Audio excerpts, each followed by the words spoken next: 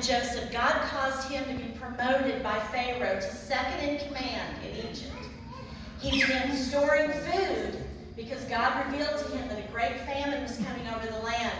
And so he began storing food for the Egyptians. So kids, come up, and I want you to pretend to be the people coming to get the food.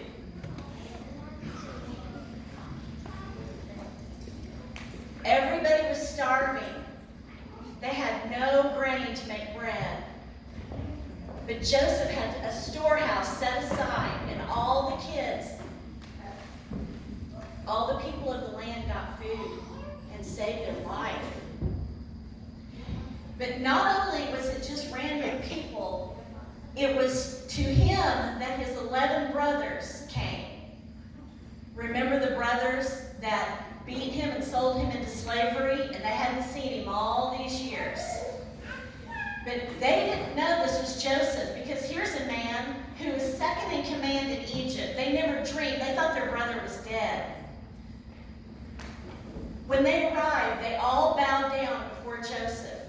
You guys bow down before Joseph. He is a ruler in Egypt. He's royalty. And when Joseph saw his brothers, they didn't know it was him. He said, "Where are you from?" "Where are you from?" "From the land of Canaan," they said. "We've come to buy food." Although Joseph recognized him, they didn't recognize them. They didn't recognize him. And they said, "Our youngest brother Benjamin is still home with our father." Joseph didn't want them to leave Egypt, so he actually put them in prison for 3 days to keep them around. And then he said, "Okay, I'll let you go, but I want you to go back and get your younger brother Benjamin and bring him back to me." They talked amongst themselves, and they didn't know that Joseph could understand their language. And Joseph turned his back, and he started to cry. This is very emotional and very hard. He privately wept because he longed so much for his brothers and his father. He turned back around, and he filled their sacks with food. He gave the brothers. And he sent them on their way to go back for their brother Benjamin. Just hand it to one of the brothers. When they came back to Joseph, they said, "Here's our brother Benjamin, and also our father is alive and well." Again, Joseph turned his back, and he wept at the news that his father was still alive. After a period of time, and you can read it in Genesis, Joseph could stand it no longer.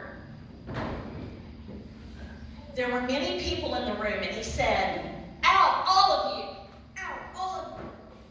And he stepped forward to his brothers, and he said, "I am Joseph." "I am Joseph." They were speechless. They couldn't believe this is their brother they thought was dead, and now he's standing here as a royalty. He broke down and wept. He wept so loudly that the Egyptians could hear him. And then, when he got himself together, he said, "You intended to harm me." "You intended to harm me." "But God intended it for good, "God intended it for good." to accomplish what is now being done, "To accomplish what is now being done." the saving of many "The lives." saving of many lives." So then don't be afraid. So then don't be afraid. I will provide for you I will provide for you and your children. and your children. And he reassured them, and he spoke kindly to them. It's a beautiful story because Joseph forgave his brothers, forgave them the pain that they caused him, and he saved their life with this food. So we find out from this